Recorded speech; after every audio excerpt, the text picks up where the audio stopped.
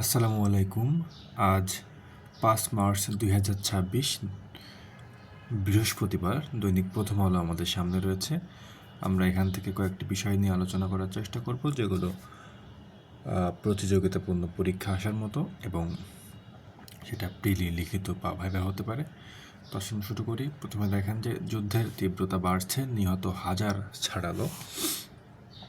দেখেন যে মধ্যপ্রাচ্য পরিস্থিতি, ইরানে একদিনে প্রায় 1000 স্থাপনায় হামলা, মার্কিন ঘাঁটি ও কনসুলেটে পাল্টা হামলা ইরানের। খবরে বলা হয়েছে যে মধ্যপ্রাচ্যে চলমান যুদ্ধের তীব্রতা আরও বেড়েছে। গতকাল বুধবার যুদ্ধের পঞ্চম দিনে ইরান ও লেবাননে হামলা জোরদার করেছে যুক্তরাষ্ট্র ও ইসরায়েল। ইরানে নিহতের সংখ্যা হাজার ছাড়িয়েছে। পাল্টা আশেপাশের যুক্তরাষ্ট্রের মিত্র দেশগুলোতে ক্ষেপণাস্ত্র ও ড্রোন হামলা চালিয়েছে ইরান। এর মধ্যে মধ্যপ্রাচ্যে যুক্তরাষ্ট্রের সবচেয়ে বড় স্থাপনা কাতারে হচ্ছে আপনার আল উদেইদ ঘাঁটিতে আঘাত হেনেছে ইরানের ব্যালিস্টিক ক্ষেপণাস্ত্র। আজ দুবাইয়ে মার্কিন কনসুলেট প্রাঙ্গণে বিস্ফোরিত হয়েছে ইরানের ড্রোন। দেখেন, আমরা আরেকটু ভিতরে ঢোকার আগে একটু মধ্যপ্রাচ্য নিয়ে কথা বলি। দেখেন, মধ্যপ্রাচ্য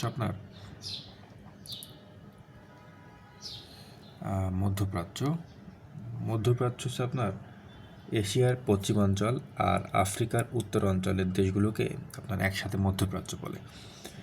কারণ একই সংস্কৃতি বা একই ভাষা, একই ধর্ম এবং ভূ রাজনৈতিকভাবে খুবই নিকটবর্তী ভূমিকা রাখে। এই জন্য এই যে আপনার এশিয়া পশ্চিমাঞ্চল আর আফ্রিকার উত্তর অঞ্চল, আপনার এশিয়ার পশ্চিমাঞ্চল বলতে বোঝায় আপনার ওয়েস্টার্ন এশিয়া, আর আপনার আফ্রিকার উত্তরাঞ্চল বলতে বোঝায় নর্থ আফ্রিকা। এটাই একসাথে বললে আপনার ওয়ানা, মানে ওয়েস্টার্ন এশিয়া আর নর্থ আপনার আফ্রিকা, ওয়ানা বলে এটাকে। দেখেন, এখানে খবরে বলা হয়েছে আপনার ইরানের পাল্টা হামলার কারণে যুদ্ধ বর্তমানে মধ্যপ্রাচ্যের 12টি দেশে ছড়িয়ে পড়েছে। মধ্যপ্রাচ্য জুড়ে মার্কিন সামরিক ও বেসামরিক স্থাপনা লক্ষ্য করে হামলা চালাচ্ছে।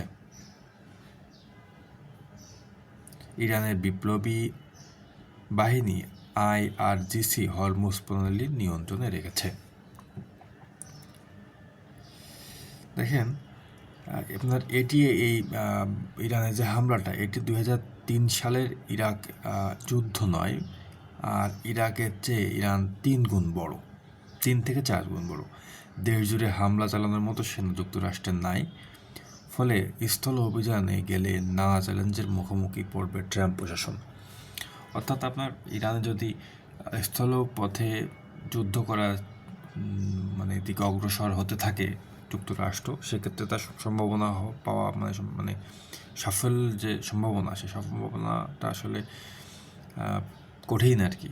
তো সাফল্য পাওয়ার যে রেশিওটাও কম হতে পারে, কারণ হচ্ছে আপনার অনেক বড়, ইরান অনেক বড়, অনেক জায়গায় যাওয়া বেশ কঠিন হবে। আবার পাশাপাশি আপনার যুক্তরাষ্ট্রের তত সেনা সদস্য নাই যে তারা এটা করতে পারবে আর কি।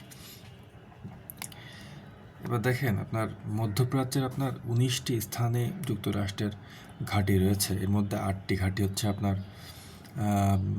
স্থায়ী। এগুলোর মধ্যে আল উদেদ সবচেয়ে বড়। দেখেন, আল উদেদ হচ্ছে আপনার হচ্ছে আল উদেদের কথা বলছিলাম যে আপনার এখানে দেখেন যে আপনার কাতারে, এই যে আল উদেদ হচ্ছে আপনার কাতারে আপনার সবচেয়ে বড় মধ্যপ্রাচ্যের। পৃথিবীতে আপনার প্রায় 80টা দেশে 720টার মতো ঘাঁটি কিন্তু আপনার আছে, ইউএসের আছে আর কি। সেখানে গতকালের হামলা নিয়ে এখন পর্যন্ত মধ্যপ্রাচ্যে যুক্তরাষ্ট্রের মোট 11টি স্থাপনায় ইরান আঘাত হানতে সক্ষম হয়েছে। দেখেন, ইরানের অস্ত্রগুলো যুক্তরাষ্ট্র ও ইসরায়েলের তুলনায় অনেক কম দামি, বিশেষ করে ক্ষেপণাস্ত্র ও ড্রোনগুলো।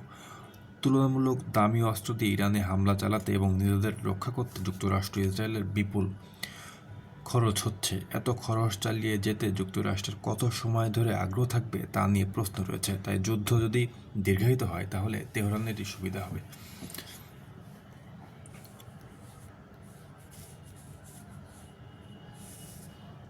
তো দেখেন হেলথ কার্ড চালুর নির্দেশ প্রধানমন্ত্রীর। সরকারের নীতি হচ্ছে স্বাস্থ্যসেবা জনগণের দোরগোড়ায় পৌঁছাতে হবে। এই ব্যাপারে মন্ত্রণালয়কে আরও সক্রিয় হওয়ার কথা বলেন প্রধানমন্ত্রী। দেখেন প্রতি বছর আপনার 34 লাখ নবজাতক জন্মগ্রহণ করে, যে পরিসংখ্যানটা আছে এটা উদ্বেগ প্রকাশ করা হয়েছে। এই প্রেক্ষিতে জনসংখ্যা নিয়ন্ত্রণে মন্ত্রণালয়কে তৎপর হতে বলা হয়েছে। এবার দেখেন যে আপনার 5 বছরে 25 কোটি বৃক্ষরোপণের পরিকল্পনা আছে সরকারের। এসব বিষয় নিয়ে আলোচনা করা হয়েছে। আবার আপনার 1 লাখ স্বাস্থ্যকর্মী নিয়োগ দেওয়া হবে, যাতে 80% নারী, 20% হচ্ছে আপনার পুরুষ। তো দেখেন যে বাণিজ্য চুক্তির বিষয়ে যুক্তরাষ্ট্রকে আশ্বস্ত করেছে বাংলাদেশ।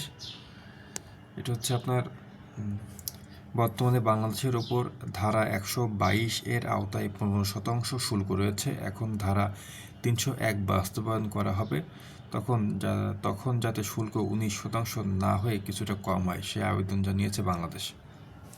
নির্বাচনের 3 দিন আগে বাণিজ্য চুক্তি সই নিয়ে যুক্তরাষ্ট্রের কোনো চাপ ছিল কিনা জানতে চাইলে পররাষ্ট্রমন্ত্রী কী বলছেন, উনি বলেছেন মার্কিন বাণিজ্য প্রতিনিধি বাংলাদেশের প্রধান দুটি দলের প্রধানদের সঙ্গে নির্বাচনের আগেই কথা বলেছেন। দলগুলো এতে সম্মতি দিয়েছিল।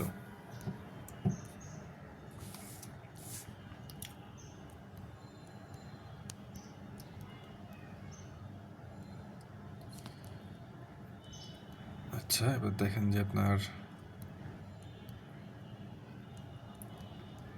আন্তর্জাতিক পাতায় দেখি। এবার আমরা আপনার ন্যাটোর সঙ্গে চুক্তির কথা ভাবছে ওপেন এআই। চ্যাটজিপিটির মালিকাধীন যুক্তরাষ্ট্রের প্রযুক্তি প্রতিষ্ঠান পশ্চিমা সামরিক জোট ন্যাটোর সঙ্গে তাদের কৃত্রিম বুদ্ধিমত্তা প্রযুক্তি ব্যবহারের একটি চুক্তির কথা বিবেচনা করছে। দেখেন কুর্দিদের দিয়ে ইরানে স্থল অভিযান চালানোর পরিকল্পনা যুক্তরাষ্ট্রের। আপনার ইরাকের কুর্দি নেতাদের সঙ্গে গত বুধবার আলোচনা করেন মার্কিন প্রেসিডেন্ট ডোনাল্ড ট্রাম্প। সশস্ত্র গোষ্ঠীগুলোর হাতে অস্ত্র তুলে দিচ্ছে মার্কিন গোয়েন্দা সংস্থা সিআইএ। দেখেন এভাবে কিন্তু একসময় আফগানিস্তানের তালেবানের হাতেও তুলে দেওয়া হয়েছিল, তো তার ফলাফল খুব একটা ভালো হয়নি। দেখেন ইরানি কুর্দিদের এমন একটি সশস্ত্র অভ্যুত্থান ইরানের স্থিতিশীলতার উপর মারাত্মক প্রভাব ফেলতে পারে। কুর্দিদেরকে সাপোর্ট দিচ্ছে ডোনাল্ড ট্রাম্প যে তোমরা আগাও। দেখেন এই আগ্রাসন ইরানকে পারমাণবিক বোমার দিকে ঠেলে দিতে পারে। ইরানের কাছে কিন্তু বিপুল অস্ত্র আছে বলে ধারণা করা হয়, যদিও ট্রাম্প বলেছিল তাদেরকে মানে করে দেওয়া হয়েছে। মূলত দেখেন এই হামলাটা কিন্তু এর আগেও একবার হামলা হয়েছে, সেটা আপনার হচ্ছে 23 জুন 2025-এ। সেই সময় কিন্তু আপনার ইসরায়েল ইরানে হামলা চালায় অপারেশন রাইজিং লায়ন নামে। আপনার লক্ষ্য ছিল হচ্ছে ইরানের পারমাণবিক অবকাঠামো, ব্যালিস্টিক ক্ষেপণাস্ত্র এবং এর কারখানা এবং সামরিক সক্ষমতা ধ্বংস করা, কিন্তু সেটা তো হয়নি। সামরিক সক্ষমতা ধ্বংস হয়নি, ধ্বংস হলে এখন আবার কেন? সুতরাং অন্যদিকে যাচ্ছে আর কি এটা। তো দেখেন নেপালে সাধারণ নির্বাচন নেপালে হচ্ছে আপনার সরকার পতনের পর আপনার সাধারণ নির্বাচন অনুষ্ঠিত হয়ে যাচ্ছে। নেপালে কয়েক দশক ধরে আপনার রাজনৈতিক অস্থিরতার মধ্য দিয়ে যাচ্ছে। 1990 সাল থেকে দেশটিতে 32 বার সরকার পরিবর্তন হয়েছে। আচ্ছা, এবার যেটা দেখলাম নেপালে আপনার যে ওলি শর্মা যে পালিয়ে গিয়েছিলেন, সে কিন্তু তার দল নির্বাচনে আছে। পাশাপাশি যে র্যাপার হিসেবে পরিচিত উনি হচ্ছে যে প্রধানমন্ত্রী হতে যাচ্ছেন, বলেন্দ্র শাহ আর কি। তো এই আপনার যে দলটা আপনার পালিয়ে গেল, communist party of Nepal UML, আর আপনার বর্তমানে যে দলটা ক্ষমতা যেতে পারে আর কি, যেখানে বলেন্দ্র শাহ আছে আর কি, 35 বছর বয়সী, তার দল হচ্ছে আপনার রাষ্ট্রীয় স্বতন্ত্র পার্টি রাষ্ট্রীয় স্বতন্ত্র RSP আর কি দল। তো আজকে এই পর্যন্তই। আসসালামু আলাইকুম।